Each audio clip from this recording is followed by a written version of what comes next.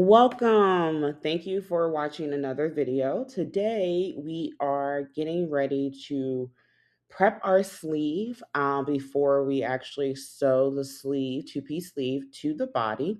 So we want to make sure that we have our sleeve with us. So please make sure you have that handy. We're going to sew two rows around the sleeve cap from front notch to back notch. So please make sure you have that.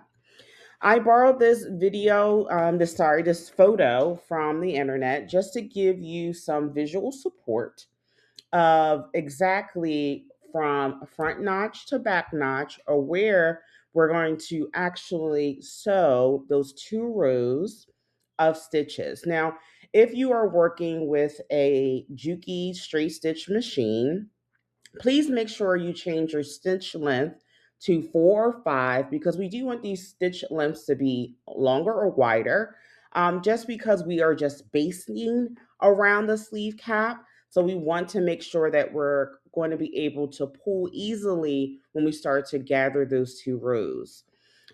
For marking, if you have already snipped into your front notch and did the two snips into your back notch, that's perfectly fine. If you have a fabric where you do not want to snip into your fabric, you can use chalk. You can use pins that are appropriate for your fabric or that are friendly to your fabric, so it doesn't leave any perforated holes or anything. That's totally fine as well. So please take a good look at this photo, because this is kind of going to be the end result of where we want to be after we do the two rows. So let's get ready to sew. All right, here in this video, I am showing you where I have the two rows. But now, if you're looking at the two rows, I'm working within my 1/2 inch seam allowance.